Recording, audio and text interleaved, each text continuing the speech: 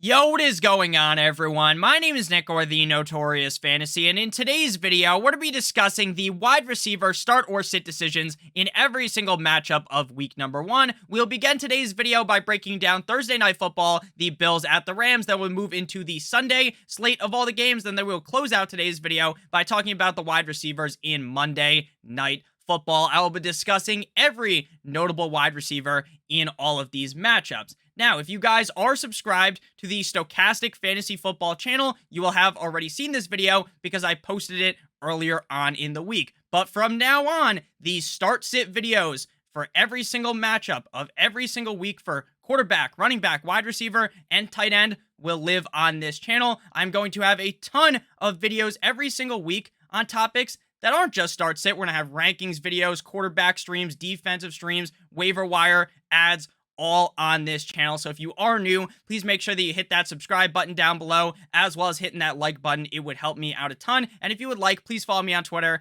at NotoriousFantasy. So let's move into my week number 1 wide receiver start or sit decisions. We begin with Thursday Night Football, the Buffalo Bills at the LA Rams, and in this game, I like both teams starting wide receiver duos. For the Buffalo Bills, we got Stefon Diggs as well as Gabe Davis. You invested either a first or second round fantasy football pick on Stefon Diggs, so you're obviously going to be playing him in this matchup. I understand some people start to panic because, Stefon Diggs is going up against Jalen Ramsey. Well, guess what? When you have a wide receiver with the skill set of Stefon Diggs, it wouldn't surprise me if he had an excellent game here up against Jalen Ramsey, and I'm also not 100% sure that Jalen Ramsey is even going to shadow Stefon Diggs, so I think Stefon Diggs will get to go up against other corners in this game as well, and I expect Stefon Diggs to put up a solid point total here, as I believe this could be a very high-scoring game, despite both defenses being really good. For the Buffalo Bills as well, I do like Gabe Davis. Now, Gabe Davis's ADP this draft season was all over the place. You'd see him go in the 5th round in some drafts, and you'd see him go in like the 8th, 9th round in some other fantasy football drafts where people aren't as clued in. Going up against the LA Rams, this game has all the makings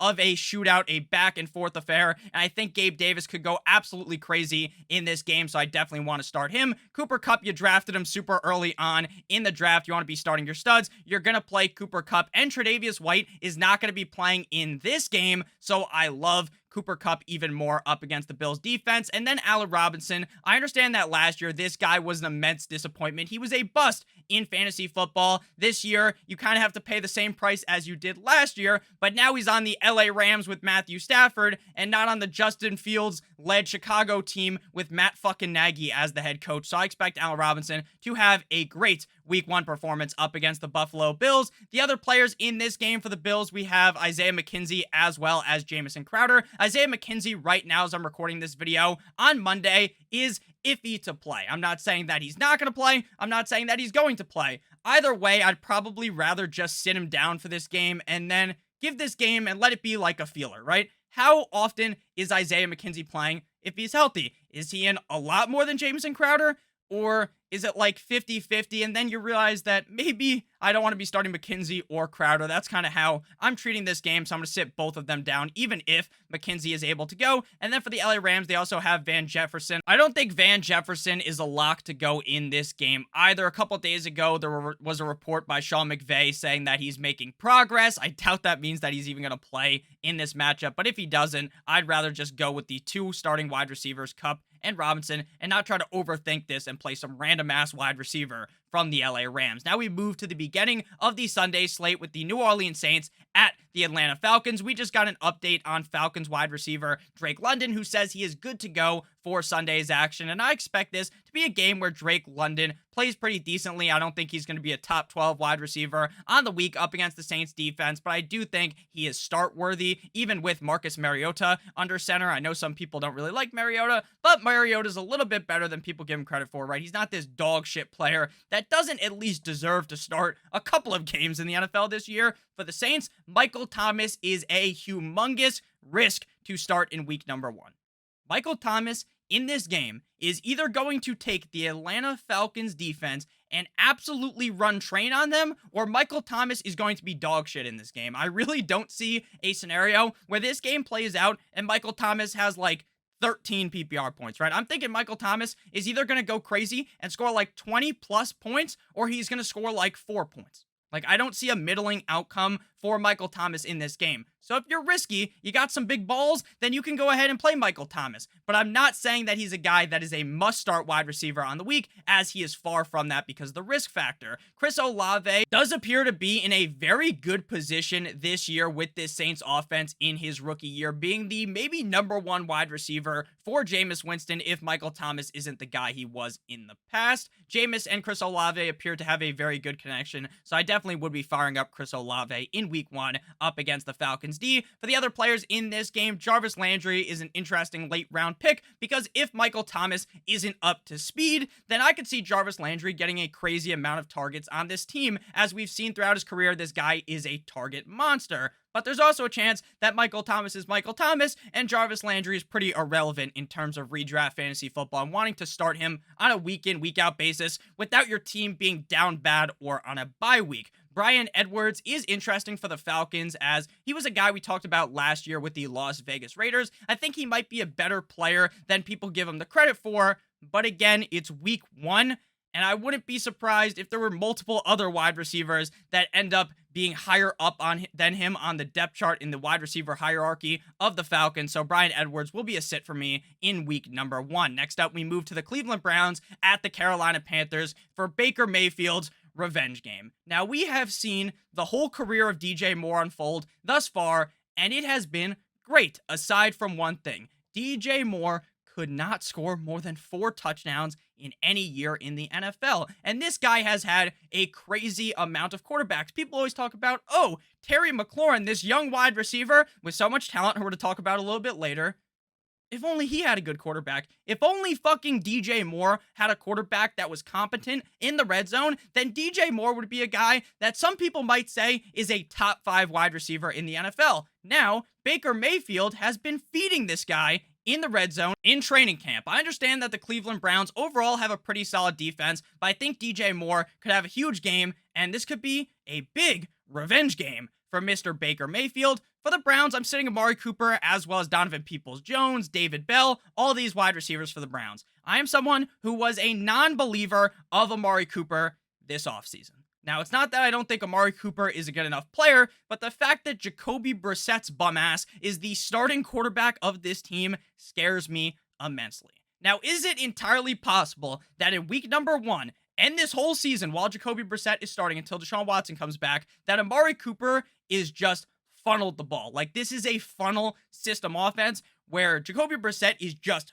feeding the ball to Amari Cooper, even if he's not open. If that is the case in week 1, then I'm firing up Amari Cooper every single week, because even if Jacoby Brissett is awful, is atrocious, then if this is a funnel system, Amari Cooper will get so many targets that it won't matter. So we'll see week 1. I'd rather just not test things in week 1 and play Amari Cooper and expect something great. Now, obviously, Amari Cooper is a significantly better start than some of the players that I have listed as a sit in this video. So obviously, if you have any questions about Amari Cooper compared to your other players, make sure you leave it down below in the comment section. I love talking to you guys in the comment section and answering all of your questions. But as a whole, in a vacuum, I really don't want to be playing Amari Cooper this week, as well as Donovan Peoples-Jones. For the Panthers, they have some other wide receivers as well. Laviska Shenault, Terrence Marshall, Robbie Anderson. Used to be R-O-B-B-Y Anderson. Now he's R-O-B-B-I-E Anderson. Cool name change, I guess. But at the end of the day, not going to play him here. I think DJ Moore is the clear #1 in this offense, and then Christian McCaffrey is going to be seeing a crazy amount of targets as well up against the Browns. Next up, we move to the San Francisco 49ers at the Chicago Bears. Now, last year, the 49ers wide receiver start/sit section of the video was always a disaster because Brandon Ayuk was in the doghouse. He was locked up like that song by Akon, and he was just stuck. He couldn't fucking get out. He was like your stepsister stuck in a goddamn laundry machine. He could not get out. And then eventually, towards the end of the season, he made that triumphant comeback out of Brandon Ayuk, or out of Kyle Shanahan's doghouse. So Ayuk is a very talented player. We've seen in training camp a lot of footage of Trey Lance letting that fucker fly to Brandon Ayuk. The Bears defense is not the Bears defense from a couple years ago, and they're certainly not the 85 Bears. So I think both Brandon Ayuk and Deebo Samuel could play a big part in this game, and this game could be a certified blowout by the San Francisco 49ers and Trey Lance. It's going to be very interesting to see what Deebo Samuel's usage is like in this game. Is Deebo going to be running the ball, or are they just going to be like, fuck it, Deebo's now just a wide receiver? I think Deebo's going to run the ball. But I'm interested to see what happened. Week number 1 is always so interesting. And the biggest issue with week number 1 is everyone is going to overreact. Deebo Samuel might get one carry in this game, and people are going to shit themselves and panic. So we will see. I like reacting to it, but always remember, don't completely overreact to week number 1. It's just one of a bunch of games in the season. For the Bears, I'm starting Darnell. Here comes the Mooney. Sure, the 49ers defense is tough. I agree with that. But the Bears are going to be getting destroyed anally by the 49ers. So they're going to have to throw the ball late in the game. And besides Darnell Mooney and Cole Kmet, who else are they going to throw the ball to? So you got to fire up Darnell Mooney here up against the Niners. I'm sitting all the other Bears receivers. Byron Pringle is technically, in my head, the number 2 receiver on the team. But it could be Equanimeous St. Brown. Could be one of the other receivers they have, but for now, we'll list Byron Pringle as the number 2. Do not be starting the chip man himself. Next up, we move to the Pittsburgh Steelers at the Cincinnati Bengals. The Bengals are favorites in this game, but the problem with the Steelers at the Bengals is you got to throw the record book out the window. Now, Nick, every team is 0-0 right now. That's true, but if this game wasn't like week 6, the Steelers were 0-5, the Bengals were 5-0, the Steelers could whoop the ass of the Bengals. That's just what happens in the AFC North. This is an excellent matchup for me on paper. I think this is going to be a very interesting game. While the Bengals did update their offensive line is significantly better than last season, I worry that Joe Burrow is going to have his shit rocked by TJ Watt and this defensive line of the Steelers.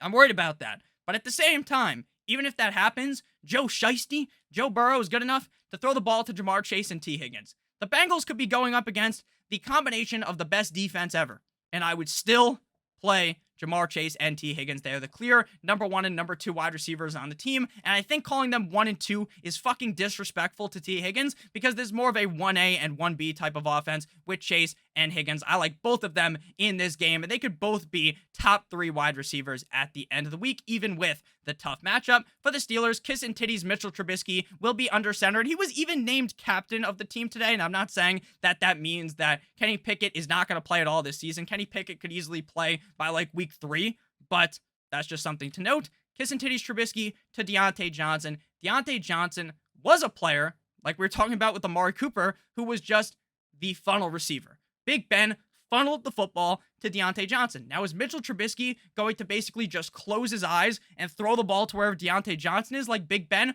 Probably not. But Deontay Johnson is still the clear number 1 on the team, and I expect him to go to work up against the Bengals defense. For the other Steelers players, Chase Claypool and George Pickens, I'm very interested to see the hierarchy of targets in week 1. Is Chase Claypool clearly the number 2, or is George Pickens the guy who truck sticks the DBs like he's Ray Lewis? Is he the number 2? We'll see. That's why week 1 is important. So I don't want to roll out Claypool or Pickens in this matchup. Tyler, yeah, Boyd. I love this guy. I loved where I got him in fantasy drafts. I'm excited about him, but I don't want to start him this week. He's like a bye-week fill-in, or if you have a deep team, say you're starting 3 wide receivers, 2 flexes, then you throw out Tyler Boyd, because his upside is pretty solid. But in terms of just a normal league, I don't think you need to play Tyler Boyd in this game, because I don't think the Steelers' defense is that bad to where Tyler Boyd, Jamar Chase, and T. Higgins can all go crazy in this matchup. Next up, we move to the Philadelphia Eagles at the Detroit Lions. In this game, we'll see if the Eagles are going to get their knee bitten off by the Lions and Mr. Dan Campbell. I love Dan Campbell. I like this game as a whole because I don't really see a clear favorite in this game. Now, the books have a favorite, but I don't really have a favorite in this game. This game could go either way. This is one of the biggest coin flip games in week number 1. I like both of these offenses. I don't love either of these defenses. The Eagles on paper have a pretty solid defense, but I don't love either of these defenses. So this could also be a game that calls for a huge score, a back and forth affair. A.J. Brown gets traded to the Tennessee Titans, or from the Tennessee Titans to the Eagles during the NFL draft, which was very interesting. A.J. Brown, you drafted him very early on in your draft. You might not have had to pay second-round draft capital because in some leagues he fell to the third round, but you paid a top 3-round pick on A.J. Brown. You're going to fucking play him up against the Lions defense. Devontae Smith.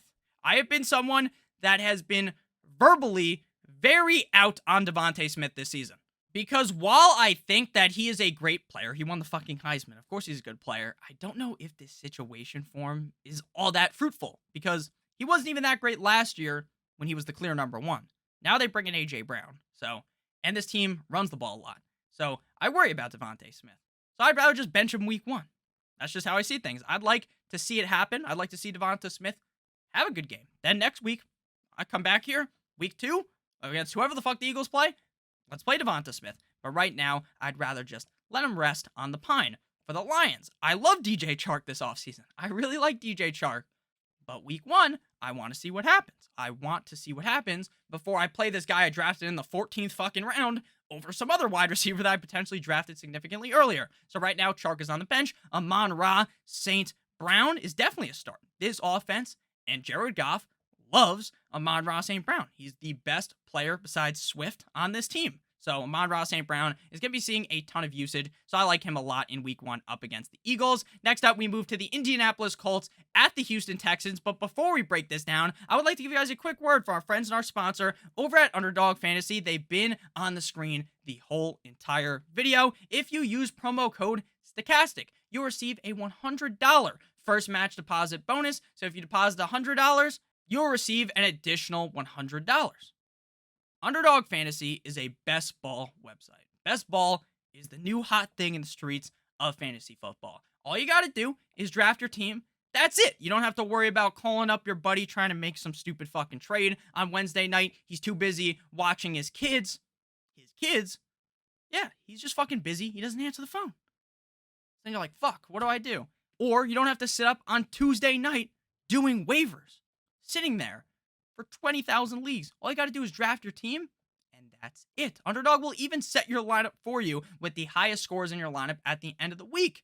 And then at the end of the year, you can come back in January to a boatload of money. So make sure you guys do check out Underdog Fantasy. I love best ball. I do a lot of best ball drafts, and I love doing them on there. So back on into the video, the Colts at the Houston Texans. Here we're going to be firing up Michael Pittman Jr. up against the Texans.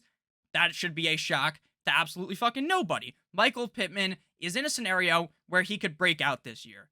Now, technically, he probably broke out last year, but people are still dubbing him as a breakout candidate in 2022. The Texans defense is soft as baby shit. I expect Michael Pittman to go crazy in this game. Brandon Cooks, the clear number 1 wide receiver for the Texans. I know most people don't like Mr. Giraffe Neck Davis Mills, but at the end of the day, Brandon Cooks has dominated the NFL, gotten over 1,000 yards so many years that he's been in the league with a bunch of different teams. He did it with Davis Mills last year. He can do it again in 2022, so I like Cooks, even up against a tougher Colts defense. For the sit category, I have talked up Paris Campbell, as well as Alec Pierce all offseason. I'm interested to see which one of these two guys is the number 2 wide receiver, because I think the number 2 wide receiver in this Matt Ryan Colts offense is going to be a fruitful position to be in. Who will it be? Paris Campbell, or will it be Alec Pierce? We will see. We shall see. So I'd rather see it on my bench rather than throw Campbell in my lineup. Campbell scores like 3 points and fucking Pierce scores 15. Then we know. At least in week 2, it'll look like, in that scenario, Pierce is the guy. Right now, gun to my head, I will tell you I think it's going to be Alec Pierce. Gonna tell you I think it's Alec Pierce. But do I want to roll him out there week 1? No. So that's just kind of how I lean on this situation. Nico Collins is a guy that I really like. I really like Nico Collins. I liked him going into last season, his rookie year. Things didn't necessarily pan out, but with John Mechie getting drafted and he's not playing this season, Nico Collins is the clear number 2 on this team. So I like Collins. I'm interested in him. But again, that's an interest that I want to see from about a mile away, sitting down on my couch watching the TV. I don't want to see Nico Collins in my lineup week 1. I think he could be good, but I want to wait to see how things go. Next up, we move to the New England Deflatriots up against the Miami Dolphins in Miami, my favorite team. We're going to fire up Tyreek Hill and Jalen Waddle against the Patriots. No shit. Waddle has been banged up, but Waddle has been practicing. So we're good. And he also lost the whatever was on his leg. It's now gone. So we're all good. All good. The hype train doesn't need to stop. I'm the commander of the Waddle and Tyreek Hill hype train, of course. Choo choo. I like them this week up against the Patriots. The Patriots defense is not what the Patriots defense has been in the past. Now, we will see in week 1 how run heavy this Dolphins team is. Are the Dolphins going to just run the ball gently down the stream and destroy the Patriots that way? Or are they going to pass the ball? I'm thinking they're going to do a little bit of both. Tyreek Hill, you drafted him highly. You're going to play him. Same thing goes with Jalen Waddle. And there is some cases where you draft a guy early and you don't want to play him. Like in the running backs video that I did yesterday, running back starter sit. Check that out after this video. Don't leave yet. I talk about Breece Hall. You might have drafted him in the 4th round of your draft, but I'm not playing him week 1 because I don't like the matchup and I am unsure of the situation that he is in. But this is a much different situation. I like Tyreek Hill a ton. I like Jalen Waddle a ton here. And the Patriots defense doesn't scare me at all. And this offense, oh man. Oh man. All the reports I have seen is that this offense is an unmitigated disaster. That this is a dumpster fire offense. Mac Jones, I think, is a pretty talented quarterback. So I'm not going to stand here and, because I'm a Dolphins fan, tell you that Mac Jones is awful or something, right? I don't use my team bias of me liking the Dolphins in any fantasy football analysis. But I worry about what everyone's saying. Who is calling the plays for the offense? Their best case scenario would be not to let any of the stooges on the sideline do it and let Bill Belichick do it. I think that's the best case scenario at this point. This offense has struggled in training camp against a defense that I don't even think is very good. Devontae Parker, revenge game narrative, you guys know. Talked about it in this video. I love a revenge game. I always am excited for a revenge game. And as a Dolphins fan, in the back of my head, this feels like a game where Devontae Parker scores 2 touchdowns and throws up the double bird like Eli Manning on ESPN and just basically tells the world, or tells the Dolphins on a world stage, to go fuck themselves. I can see that happening, but I also think the Dolphins defense is just so good that Jacoby Myers and Devontae Parker are going to struggle immensely. The one bright spot I will note in this Patriots offense, despite all of the bad going around, is Jacoby Myers. So if there was one wide receiver to watch out for in this game of the Patriots, it's Myers. But I have a feeling if the Dolphins are smart, which I think they are, Mike McDaniel will have Jacoby Myers be shadowed by Xavier Howard. And if that's the case, Jacoby Myers is going to struggle mightily. Next up, we move to the Baltimore Ravens at the Jumbo Jets. Yet another revenge game. Joe Flacco, the elite one, going up against his former Ravens. Now, I think Joe Flacco is awful. At this stage in his career, at one point, that playoff run, when they win the Super Bowl, he looked amazing. Now, it's 2022. Not so good. Not so good. But Flacco is going to lock in heat-seeking missile to Elijah Moore. Elijah Moore is going to be peppered, Salt Bay style, by Joe Flacco. I just really think Joe Flacco is going to lock onto this guy and just force feed him the fucking ball. The Jets are going to get pounded in this game. Pounded from the behind without any lube. And still, with that said, Elijah Moore is going to do good. I don't have confidence in Corey Davis or Garrett Wilson, but I do have confidence in Elijah Moore, so I'm going to fire him up. And in these videos, just so you guys know, I'm going to call Elijah Mitchell Elijah Moore, and I'm going to call Elijah Moore Elijah Mitchell. It's going to happen all the time. I don't know why. Because they're both Elijah M's, and it gets fucking confusing. Sorry, it's gonna happen, but I hope you understand what I'm talking about, because this is a receiver video, and the other video is a running back video. 2 different things. So it shouldn't be that confusing. But for some reason it is in my brain. So you hate to see it. So besides Elijah Moore again, nothing with Wilson, nothing with Davis for week 1. Maybe when the MILF Hunter, Zach Wilson, returns, maybe then we could fire them up. For the Ravens, Rashad Master Bateman season, baby, up against the Jumbo Jets defense. He is going to make Sauce Gardner. He's going to cook Sauce Gardner up. Sauce Gardner is going to be burnt like bread, I guess. I don't know. What's something else you can burn? Whatever. Burnt. He's going to destroy him. He's going to sauce him up like that Little Uzi song. So I love Rashad Master Bateman up against the Jets. Seems like the Ravens' number 3 option on the team. So it's going to be Bateman and Andrews in some order. And then the number 3 option out of reports is Isaiah Likely, the second string tight end for the Ravens. So don't be starting James Prochet or Devin Duvernay here, even in this very positive matchup up against the Jumbo Jets. Next up, we move to the Jacksonville Jaguars at the Washington Commanders, the old football team. I honestly like the name football team better than Commanders. It was just fun. So for the Jaguars, I have hopped on the bandwagon, the Christian Kirk bandwagon. I don't think his bandwagon's very big. I don't think there's many people on it, but I'm on it. I'm on the Christian Kirk bandwagon, especially up against the Commanders, whose defense really isn't all that. Christian Kirk in the slot. This man's going to be getting a lot of targets. He got a lot of targets in that preseason action with Trevor Lawrence, so I love Kirk in this matchup. I'm still a believer in Marvin Jones, but Marvin Jones isn't a guy you want to be starting in a normal league, like unless you're in a 16-team league. For the Commanders, we're rolling out Terry McLaurin. We talked about Terry McLaurin a little bit when we were talking about DJ Moore, about how this guy has been destroyed by the fact that his quarterbacks have been bad. All of his quarterbacks have not been good at all. Now he gets Carson Wentz. Congrats. Now you got instead of a regular garbage can, now your garbage can is made out of gold with Carson Wentz. But Terry McLaurin is still so good that you got to be playing him up against the Jaguars. Jahan Dotson, Curtis Samuel. I like Jahan Dotson a lot late in drafts. I want to see what happens with him and Curtis Samuel week 1, how much usage each of these guys gets, and what is the target competition here? Is Dotson clearly out-targeting Samuel, or is it close? And then it ends up just being a wash, and Dotson and Samuel are useless unless someone gets hurt. Knock on wood, though. We don't root for injuries. Next up, we move to the New York Football Giants at the Le Titans, the Tennessee Titans. Here, we are firing up Kadarius Toney. Kadarius Toney says he's good. I'm assuming he's good. The rest of these Giants wide receivers, yikes. Kenny Golladay legitimately doesn't even look like he's fucking trying. He does not look like he is trying at all. He goes out there, he runs a route. The dude looks like he's running through molasses. The guy legitimately sucks. And I'm a Kenny Golladay stan. I've loved Kenny Golladay in Detroit. I liked him in New York with the Giants, but he can't do it.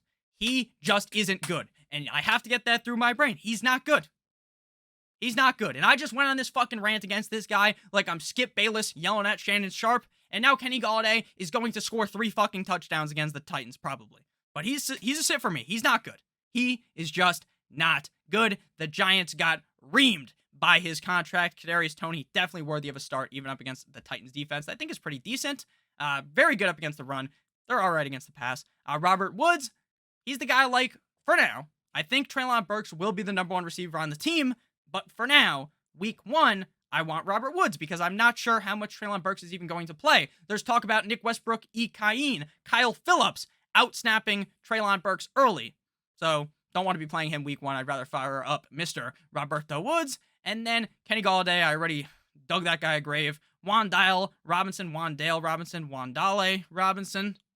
think it's Wandale. Definitely like him. I'm interested in him. But again, interested from far away, right? I think Brian Daboll can fix things in New York. Just don't think week 1 I want to be starting a bunch of Giants. So we'll go with KT, Kadarius Toney, as well as Roberto Woods, Bobby Trees. Next up, we move to the Kansas City Chiefs at the Arizona Cardinals in what is going to be, it has to be, a high-scoring game. This is the kind of a game that on paper, you look at the screen, you see just the 2 logos, or even just Chiefs at Cardinals on your screen right now with these players, and you just ejaculate in your pants. You just do. Or you get a nice wet spot down there if you're a female, and you're like, damn. So excited for this game. So excited. Chiefs at Cardinals. The short king Kyler Murray versus the guy who is now in Fortnite, Patrick Mahomes.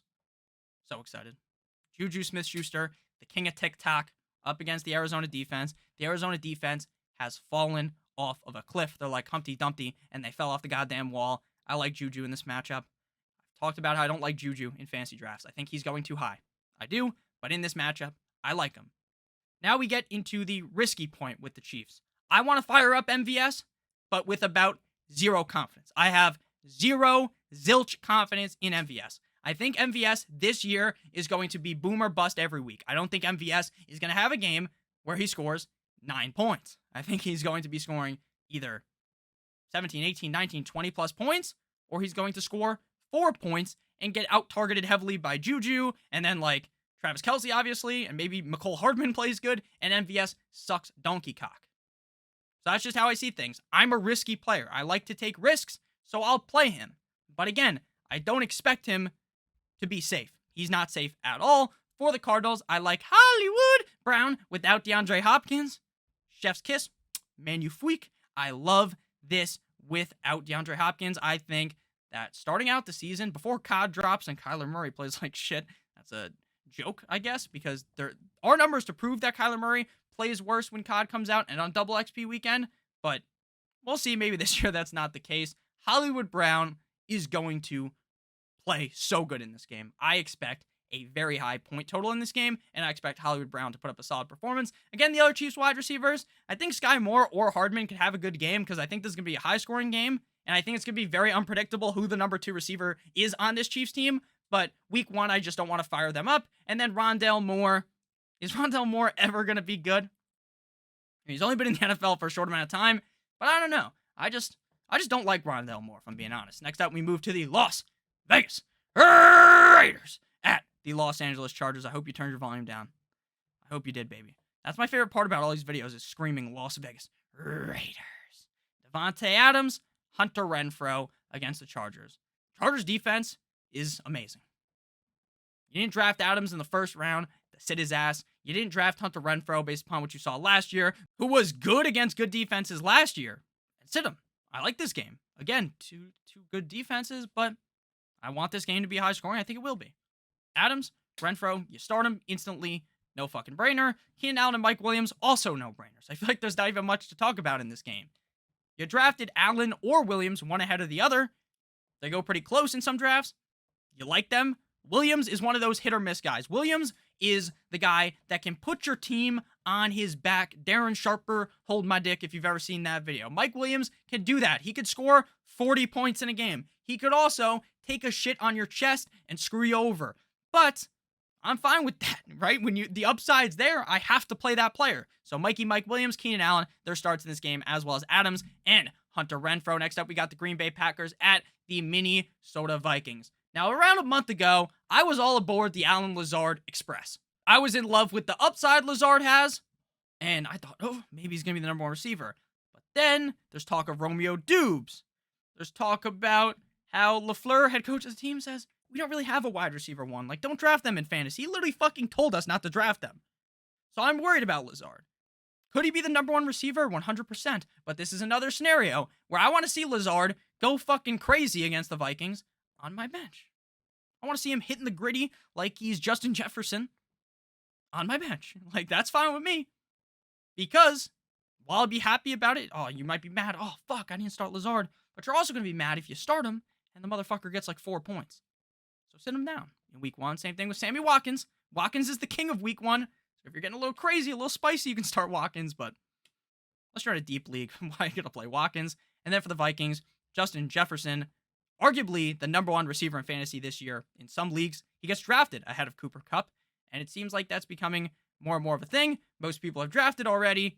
So regardless of where you got Jefferson, you're going to play him. Adam Thielen has been one of my favorite players all offseason. I love Adam Thielen. He scores so many touchdowns. He is a key piece in this offense with Kirk Cousins, and this team wants to be more pass-heavy under new head coach. Makes a lot of sense. Start Adam Thielen and Justin Jefferson, and then sit down KJ Osborne for the Vikings. Now we move to Sunday Night Football. The Tampa Bay Buccaneers at the Dallas Cowboys, the rematch. Run it back, Turbo, of Week 1 Thursday Night Football last year. So, the Buccaneers, they've got a lot of injuries at wide receiver. Evans was banged up, but he's good. Evans definitely good to go. Godwin, they're saying maybe he can play week 1. I would be shocked. So shocked if Godwin plays in week 1. Now, I think even if he does play, he's going out there to be like a decoy. I really don't think he's going to play. I really would be shocked. Russell Gage is banged up. So if Godwin and Gage are banged up and not playing, then I'm just going to start Julio. I will. But again, this isn't a deeper league. Like, Julio doesn't get my rocks off, right? Julio could suck. But I also think Julio's in a scenario where he could score a lot of touchdowns. So if they're both out, I'll roll out Julio. But even if the corpse of Godwin is out there or the corpse of Gage is out there, I'm not going to play Jones. I think Mike Evans could go crazy in this game, even against Trayvon Diggs and CeeDee Lamb up against the Bucs. Tough matchup. Don't expect this to be a crazy game from Lamb, but I think he's definitely start worthy. Could go crazy, though, if this does end up being a back-and-forth affair. Jalen Tolbert, one of my favorite late-round targets in fantasy. Again, I'm waiting it out week 1 against the Bucs. If you're in a deep league, I could play him, but in normal 12-team league, I think he's best off on the bench. Final game here, the Broncos at the Seattle Seahawks. Another revenge game. Russell Wilson up against the Seattle Seahawks. I love Sutton and Jerry Jeudy in this game. I think the Broncos are going to boat race the Seattle Seahawks. I think the Broncos are going to not shit on their chest. They're going to shit in the bag, light it on fire, and throw it in front of the Seattle Seahawks facility. This is going to be a dumpster game. This is going to be an ass whooping of the century. I expect Sutton as well as Judy to play good. And for the Seahawks, like DK Metcalf and Tyler Lockett, realistically are one of the best duos in the NFL at the wide receiver position. The issue is that their quarterback is Geno Smith. Geno Smith. Come on. How can they do that to us, right? You have such an electric duo. Lockett can make he's crazy fast, makes those catches. DK Metcalf, crazy fast, big as fuck. So fun to watch. But their quarterback is some bum that could be starting in the goddamn XFL. So Metcalf and Lockett are sits for me because of the quarterback. I just don't trust Geno Smith, and I think this game might get so out of hand that horsecock Drew Lock gets his revenge in this game and comes into the game. Like, that's how bad this is going to be. This is going to be a blowout. I fully expect it. So thank you guys all so much for watching today's video. If you did end up enjoying, make sure you hit that like button down below. It would help us out a ton, as well as hitting that subscribe button. And again, if you have any questions for this week, who should I start, Nick? Sutton versus blank, or blank versus blank. It could be even about running backs or quarterbacks, tight ends. I don't care. Just ask it down below in the comment section. I love to talk to you guys. And it's interesting to see how you guys respond to each other, because a lot of people talk to each other in the comment section, which is awesome. I love you guys so much. I hope you have a great rest of your guys' day. Make sure you check out Underdog Fantasy, promo code Stochastic. I love you guys all so much. Hope you have a great rest of your guys' day. And as always, good boy.